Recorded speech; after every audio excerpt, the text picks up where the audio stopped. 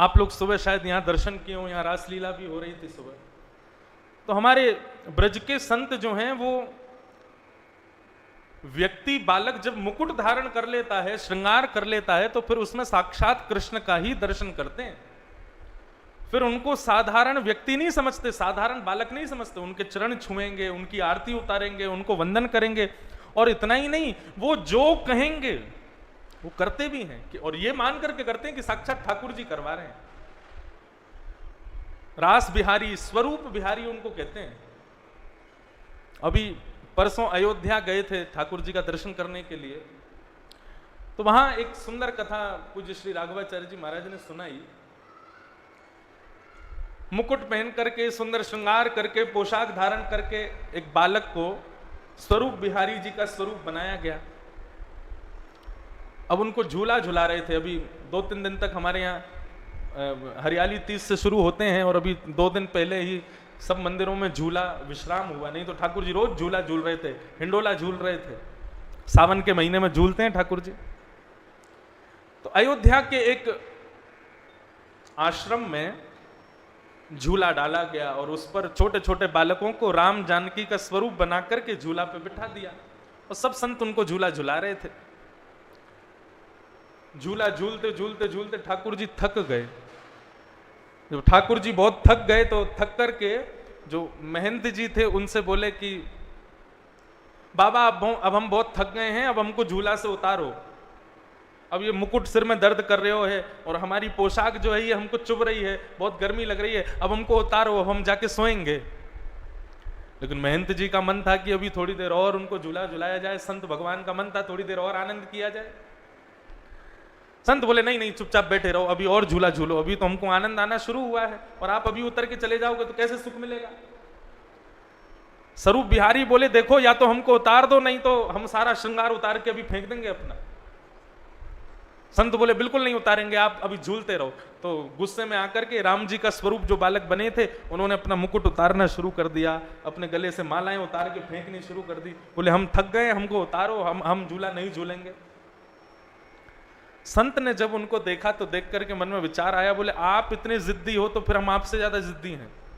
यदि आप झूला नहीं झूले और यदि आपने अपना श्रृंगार उतार दिया तो हम आपको कह रहे हैं हम सामने कुएं में जाकर के कूद जाएंगे। स्वरूप बिहारी बोले तुम कूद जाओ, लेकिन हम तो थक गए, हम नहीं झूलेंगे। तो संत ने एक क्षण भी विचार नहीं किया, दौड़ करके गए और जाकर के उस कुएं में कूद गए। अब जैसे ही देखा सबने कि ठाकुर जी संत महात्मा बेचारे सच में जाकर के कुआं में कूद गए, तो झूला पे झूल रहे स्वरूप बिहारी, उनको थोड़ा कष्ट हुआ हृदय में। वो दौड़ करके आए, आकर के कुआं में कहने लगे अरे अरे बाबा तुम बाहर आ जाओ, हम तो ऐसे ही कह रहे थे, अरे तुम रात भर झुलाओगे तो रात भर झूला पे झूलेंगे, लेकिन तुम बाहर आ जाओ। संत बोले हम नहीं आएंगे, आप अपनी जिद कर लो, पहले बहुत जिद्दी होते जा रहे हो, अपना स्वरूप पूरा बिगाड़ दिया, बोल रहे हो झूला नहीं झूलेंगे, तो हम भी जिद्दी हैं, हम आज इस कुएं में ही रहेंगे, अपने प्राण त्याग देंगे। स्वरूप बिहारी खूब मना रहे हैं, लेकिन संत बाहर निकल के नहीं आए। तो नन्हे से स्वरूप जो राम जी के थे वो गए और जाकर के झूला पे झूल रही किशोरी जी यानी कि सीता जी, उनके पास गए और जाके बोले देखो बाबा आ नहीं रहे बाहर, तुम जाके मनाओ। तो जैसे ही नन्ही सी किशोरी जी वो जैसे ही चल करके गई और जाकर के उन्होंने कुआं में भीतर झांका और झांक करके कहा बाबा अब बाहर आ जाओ, हट छोड़ दो। जैसे ही संत ने देखा कि नन्ही सी सुकुमारी किशोरी जी भीतर झांक रही है कुआं में, तो बाबा कहने लगे अरे किशोरी जी मैं बाहर आ जाऊंगा, आप मत झांको। क्यों? बोले राम जी झांके वो कोई बात ना, आप इतने गहरे कुएं में झांकोगे कहीं आपको डर नहीं लग जाए, कहीं आपको कहीं डर ना लग जाए, इसलिए आप मत झांको, मैं अभी बाहर आ रहा हूं। और इतने में ही संत निकल के बाहर गए और जाकर के रघुनाथ जी को, किशोरी जी को, दोनों के चरणों को अपने शीश से लगाया, बार बार वंदन किया, दोनों को हिंडोला में बैठा करके फिर से झुलाने लगे।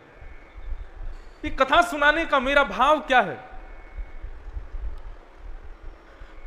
वही बात, हमारे पास नेत्र तो हैं लेकिन दृष्टि नहीं है। हम गोपाल जी, छोटे छोटे गोपाल जियों को अपने घर में ले तो आते हैं, लेकिन उनकी सेवा ऐसे करते हैं जैसे कि ये घर के अनवांटेड सदस्य हैं, एक कोने में छोटी सी जगह पे उनको बिठा देते हैं।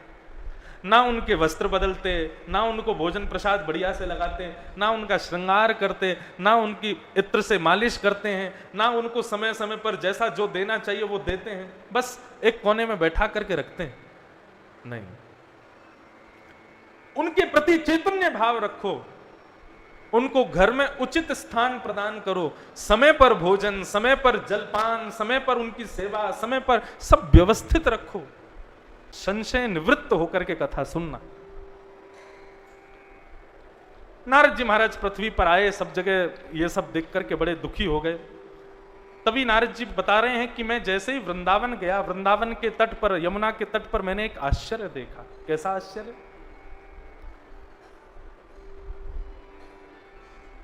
उस यमुना के तट पर एक युवती बैठी है और उस युवती की गोद में दो वृद्ध लेटे हुए हैं। मैंने उस युवती से पूछा, हे देवी तुम कौन हो और तुम्हारी गोद में ये दो वृद्ध क्यों लेटे हुए हैं? तुम रुदन क्यों कर रही हो? क्या बात है, मुझे बताओ। तब उस युवती ने प्रत्युत्तर दिया, महाराज अहम भक्ति ख्याता इमो में तनयो मतौ ज्ञान वैराग्य नामनो कालयोगेन जर्जरो। महाराज मैं भक्ति हूं और मेरी गोद में जो ये दो वृद्ध लेटे हैं, ये दोनों मेरे पुत्र हैं, ज्ञान और वैराग्य। नारद जी महाराज पूछने लगे, भक्ति आप तो युवान हो, आप तो युवावस्था में हो और आपके दोनों पुत्र वृद्धावस्था में, ये कैसे संभव हो सकता है कि मां वृद्ध है और मां युवा है और पुत्र वृद्ध हैं? भक्ति महारानी ने कहा, काल योगेन जर्जरो। तानपुरा ठीक करो, काल योगेन जर्जरो, कलयुग के प्रभाव से। मैं तो युवान हूं लेकिन मेरे पुत्र वृद्ध हो गए। बंधुओं, कलयुग में यही है, भक्ति सब करते हैं, पाठ पूजा सब करते हैं, लेकिन ज्ञान से और वैराग्य से सब बचते हैं। किसी को कहो नैना देवी दर्शन करने चले जाओ तो चला जाएगा, लेकिन उससे पूछो नैना देवी कौन है, कहां से आई हैं, उनके दर्शन का प्रभाव क्या है, ये ज्ञान उसको नहीं है। किसी से कहो वैष्णो देवी चले जाओ तो वातावरण को देखने के लिए, वहां के सौंदर्य को देखने के लिए वो चला जाएगा, वो भक्ति तो करेगा, लेकिन उससे पूछा जाए कि वैष्णो देवी का कुछ तथ्य बताओ, वहां के बारे में कुछ अच्छा बताओ, वहां के बारे में कुछ कथा बताओ, तो ज्ञान उसको नहीं है। हम लोग भक्ति तो करते हैं लेकिन ज्ञान और वैराग्य से हम भागते हैं, दूर रहते हैं। लेकिन एक बात कह दूं, भक्ति मां है और ज्ञान वैराग्य उसके बच्चे हैं, उसके पुत्र हैं। यदि पुत्रों को कोई स्वीकार नहीं करेगा, पुत्रों को कोई प्रसन्नता नहीं देगा, तो ऐसे स्थान पर मां भी कभी प्रसन्न नहीं रह सकती। हमारे पास भक्ति तो है, लेकिन भक्ति कैसी भक्ति है? अप्रसन्न भक्ति है।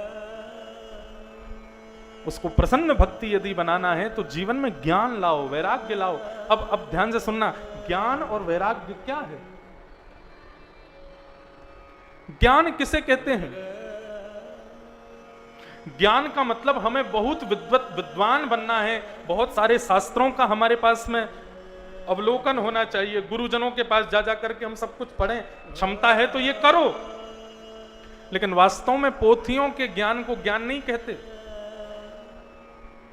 ज्ञान का मतलब है विवेकी होना, विवेक युक्त होना, सद और असद का ज्ञान होना, क्या सही है क्या गलत है ये मालूम होना, ये ज्ञान है।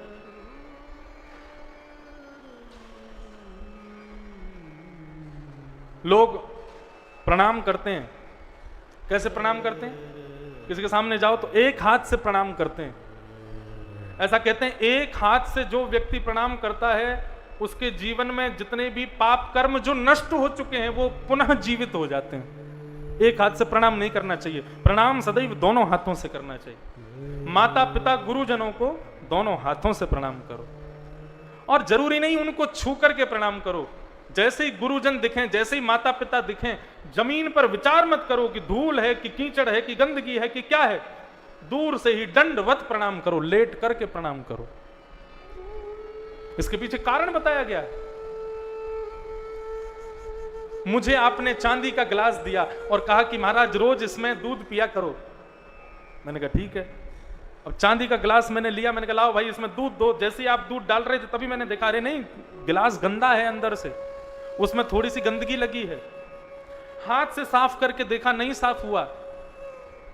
तभी मैंने विचार किया, पीछे एक गंगा नदी बहती है सुंदर, उसी में ही गिलास को धोएंगे और उसी में ही पर दूध पिएंगे।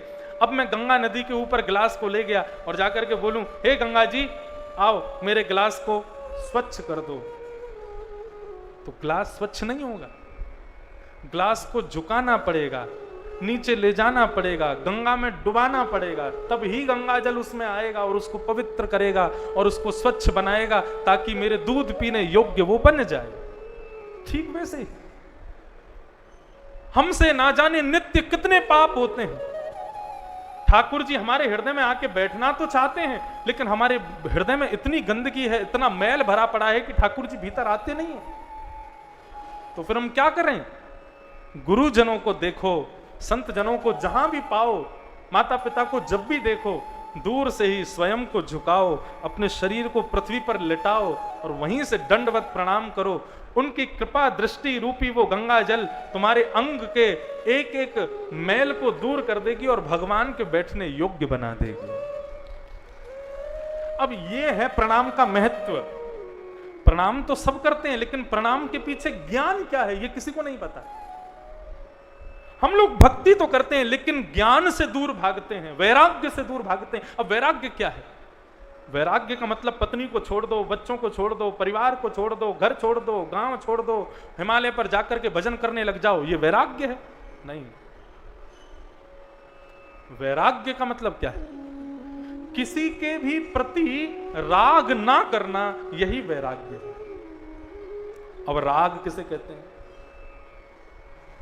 आपने मुझे माला पहनाई तो मैंने आपको सेब दे दिया, और किसी ने आकर के मुझको माला नहीं पहनाई, केवल दूर से हाथ जोड़ दिए, तो मैंने उसको एक फूल दे दिया। यहीं पर ही पता चल जाएगा कि माला पहनाने वाले को, दक्षिणा देने वाले के प्रति मेरा राग है, इसलिए मैंने उसको फल दे दिया। और किसी ने मुझको माला नहीं दी, दक्षिणा दी थी, तो मैंने उसको कुछ नहीं दिया, एक फूल दे दिया। ये राग और द्वेष, ये दो भाव हैं। किसी के भी प्रति राग मत करो। कोई तुम्हें माला पहनाए तो तुम ज्यादा प्रसन्न मत हो, और कोई तुम्हें गाली दे तो तुम ज्यादा दुखी मत हो। यही वैराग्य है। वैराग्य का एक और अर्थ बताएं तो क्या है? पत्नी, बच्चे, घर परिवार, गांव, शहर सब छोड़ना वैराग्य नहीं है। सबके पास रह करके भी उन सबके प्रति आसक्ति ना होना, उन सबके प्रति मोह ना होना, यह वैराग्य है। कहने का अभिप्राय, अभी 4:30 पौने 5 बज गए, आप सब लोग 12 बजे से यहां बैठे हो, निश्चित ही भूख लगी होगी, खाने की इच्छा हो रही होगी, लेकिन आप सबके सामने 56 भोग रख दिए जाएं कथा के बीच में, तब भी आप कथा से ध्यान ना हटा करके उन 56 भोगों को ना देखते हुए भी यदि कथा सुन रहे हो, तो आप सच्चे वैरागी हो। लेकिन आपके सामने से जैसे ही देखा जाए कि समोसा कोई लेकर के जा रहा है, इतने में कथा सुनते सुनते आपका मन हट जाए और समोसा देखने लग जाओ, तो तभी घड़ी देखो, अच्छा 15 मिनट में कथा पूरी होने वाली, फिर समोसा मिलेंगे, तो आप वैरागी नहीं हो। वैराग्य का मतलब वस्तु का त्याग नहीं, वस्तु में जो आसक्ति है उस आसक्ति का त्याग वैराग्य। कृष्ण को श्रीमद् भागवत में क्या कहा गया?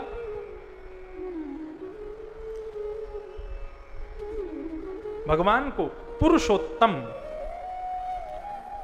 पुरुष उत्तम, जो उत्तम पुरुष है उसको पुरुषोत्तम कहते हैं। क्यों? उनको उत्तम पुरुष क्यों कहा गया?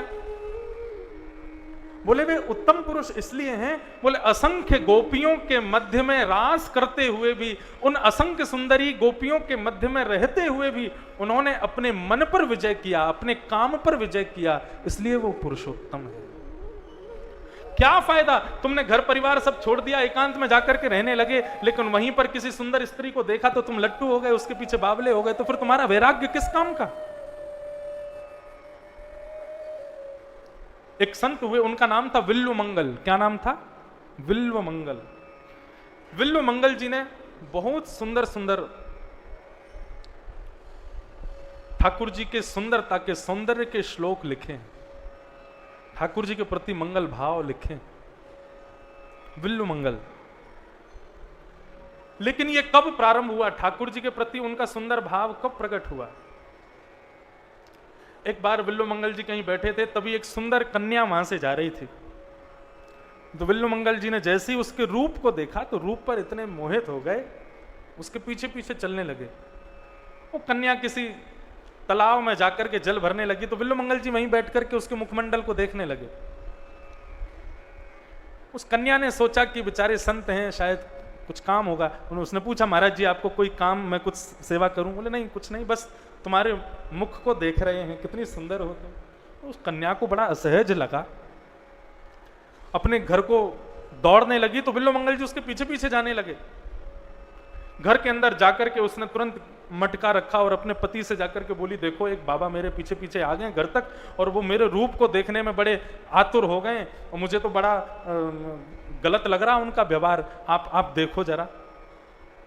पति ने जाकर के जैसे ही महाराज जी को देखा, पति सत्संगी था, पति ने विल्व मंगल जी को अपने घर में बुलाया, आसन दिया, भोजन कराया।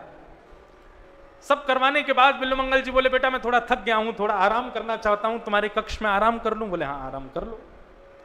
विल्व मंगल जी आराम करने के लिए गए। जाते जाते उस कन्या से कह के गए, बेटी हमको प्यास लगी है, थोड़ा जल लेकर के हमारे कक्ष में आओ।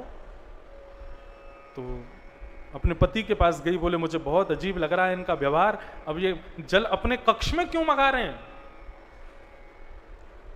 पति ने कहा, देखो डरने की बात नहीं है, मैं यही हूं, यदि ये सच्चा साधु होगा तो आज इसकी दृष्टि बदल जाएगी, और यदि इसका केवल भेष साधु का है तो आज ये रावण की तरह मारा जाएगा।